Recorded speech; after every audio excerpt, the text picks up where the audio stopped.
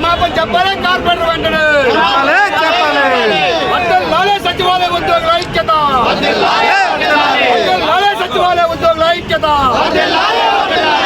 లాలే సచివాలయ ఉద్యోగుల ఐక్యత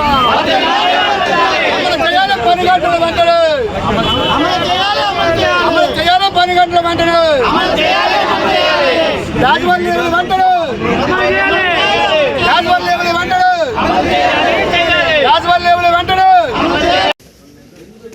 సచివాలయ వ్యవస్థ వచ్చేటప్పుడు జీరో కరప్షన్తో వ్యవస్థలు నడవాలని చెప్పి సచివాలయ వ్యవస్థ పెట్టారని చెప్పి గవర్నమెంట్ జీవో ఉంది. ఈవేళ ఒక వార్డులో మా వార్డులో 7 సచివాలయాలు ఉన్నాయి. సుమారు 10 మంది గవర్నమెంట్ సచివాలయం 10 మంది చొప్పున సుమారు 70 మంది గవర్నమెంట్ ఎంప్లాయీస్ ఉన్నారు.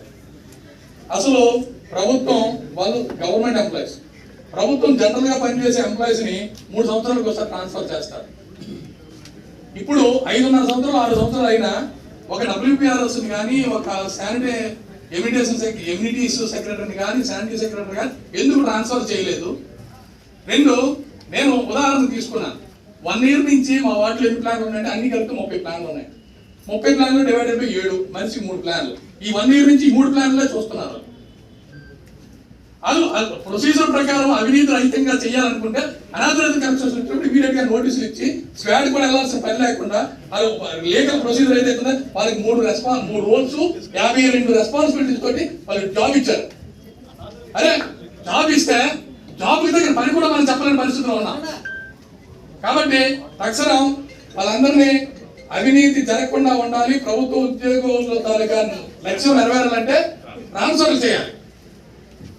2 ఇప్పుడు కమిషనర్ గారు చెప్పినట్టు అసలు వాటిలో ఈ 70 మంది అవసరం లేదు. వీళ్ళందరినీ ఆఫీసులో 10 మందికి అవసరం ఉంది. అకామిడేట్ చేయించండి.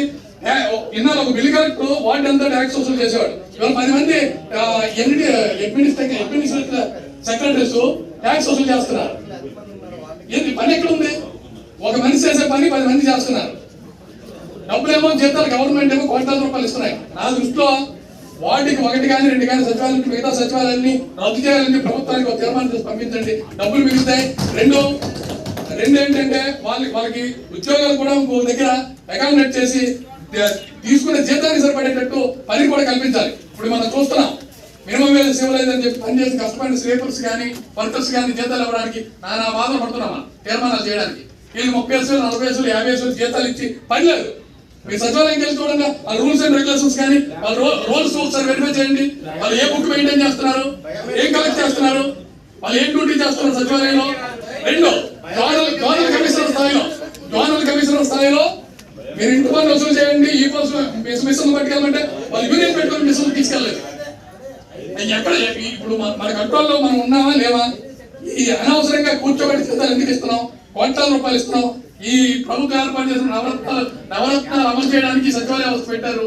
ఇప్పుడు నవరత్నాలు లేవు, ఒకే ఉన్నదే 1 రత్నం, ఓపెన్ 6 ఒకటే. కాబట్టి మీరు ఆ సచివాలయ వ్యవస్థ మీద క్షుణ్ణంగా పరిశీలన చేసి వీళ్ళందరినీ ముందు ట్రాన్స్ఫర్ చేయండి. పనికి ప్రతి మనిషికి తగిన పని వేయించాలని చెప్పి కోరుతున్నాను. మాట్లాడారు ఏమని? ఒకప్పుడు వార్డు మొత్తానికి కలిసి ఒక ట్యాక్స్ వసూలు చేసేవారు. ఈ రోజు ఎడ్మిన్లను ఇంతమందిని వేసారు, ఏం చేయట్లేదు అని ఒక వాక్యం చేశారు. ఈ రోజు ఆ ట్యాక్స్ కలెక్టర్ ఎక్కడికి వెళ్ళిపోలేదండి. ఆ ట్యాక్స్ కలెక్టర్ని ఏదో ఒక సచివాలయం ఎడ్మిన్గా వేశారు. అంటే వ్యవస్థ తగ్గించిన తర్వాత ఇల్లు వార్డు మొత్తానికి చూసిన ట్యాక్స్ కలెక్టర్ ఒక వార్డుకి వేసినప్పుడు మరి ఆ ట్యాక్స్ కలెక్టర్ 100% ట్యాక్స్ వసూలు చేయాలి కదా. అలా చేయలేక ట్యాక్స్ కలెక్టర్ పని భారం తట్టుకోలేక ఎందుకు హార్ట్ అటాక్లో చనిపోతున్నారు అంటే ఈ వ్యవస్థలోని అన్ని పనులు కూడా అడ్మిన్ సెక్రటరీలకి ప్రభుత్వం నుంచి ఏ పని వచ్చినా డైరెక్ట్గా సచివాలయాలు డబ్బు చెప్పడం, సర్వే చేయించడం. ఇది కొద్దిగా ఇంత వర్క్ మేము పనిచేస్తున్నప్పుడు కూడాను ఒక వ్యవస్థలో ఉండి ఒక కౌన్సిల్లోని సచివాలయ ఉద్యోగులు ఏం పని చేయట్లేదు, ఏమీ లేదు. ఒకప్పుడు నవరత్నాలు ఉన్నాయి కాబట్టి సచివాలయాలు వచ్చాయి, ఇప్పుడు నవరత్నాలు లేవు కాబట్టి సచివాలయాలు అవసరం లేదన్నట్టుగా నేను ఆయన వ్యాఖ్యలు చేశారు. అది చాలా తప్పండి.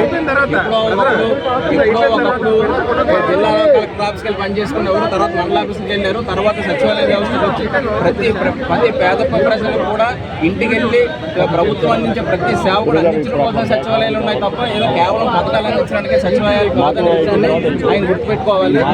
ఆ రాజకీయ గారు ఎవరైతే ఉన్నారో వాళ్ళు కూడా ఒకసారి ఫీల్డ్లోకి వెళ్ళి కొన్ని సర్వేలు వచ్చాయి. ఆ సర్వేలోని ఏ సర్వేకి అయినా సరే ఎప్పుడైనా సరే వాళ్ళు వెళ్ళి ఫీల్డ్లో సచివాలయం సెక్రటరీతో కానీ లేకపోతే ఆ వార్డులో నాయకులతో కానీ మాట్లాడిన దాఖలు అయితే నాకు తెలిసి ఉంటే ఆ మాటలైనా అక్కడ మాట్లాడేవారు కాదు.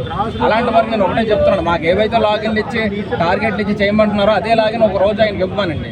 ఆయన కూడా అదే లాగిన్లో ఒక రోజు ఒక టార్గెట్లో చేస్తే ఆ పని కష్టం ఏంటి తెలియని దానికో లేనట్ల కోసం అర్జెంటుగా రిపోర్ట్లు ఇవ్వాలంటే ఎంత కష్టపడుతున్నారో సచివాలయ ఉద్యోగులు అంటే దానికోసం వాళ్ళకి అర్థం అవుతుంది. ఒక సెలవులు ఉండవు, ఒక లీవ్ అడగాలంటే సుమారుగా 6-7 వెళ్ళాలి. అలాగే బిఎల్ఓ డ్యూటీస్ కూడా సచివాలయం సెక్రటరీస్కే. ఇప్పుడు వచ్చి కనీసం సచివాలయాల మెయింటెనెన్స్ కోసం ఒక రూపాయి కూడా మంజూరు చేయని వాళ్ళు ఈ రోజు సచివాలయం సిబ్బంది కోసం తీవ్రంగా ఒక సమావేశంలో మాట్లాడడం అనేది మాకు చాలా బాధాకరంగా ఉంది. వాలంటీర్లు తీసేసి వాలంటీర్లు చేయాలని పని సచివాలయం ఎంప్లాయీస్ కేసినాడు కూడా ఇంతమంది ఎవరు కూడా మేము రాలేదండి. ఎందుకంటే మేము ప్రజల కోసం పనిచేయాలి కాబట్టి అని చెప్పి సచివాలయంలో ఉండి పనిచేసాం.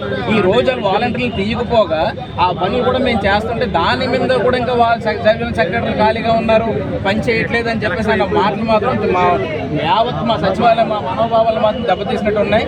వ్యవస్థలో తెలిసి ఉండి మీరెంత మాట్లాడితే సాధారణ ప్రజలకు ఏమనుకుంటారు? దీన్ని మాత్రం మేము అయితే చాలా బాధపడుతున్నామండి. దీన్ని బహిరంగంగా ఆయన క్షమాపణగా చెప్పాలి.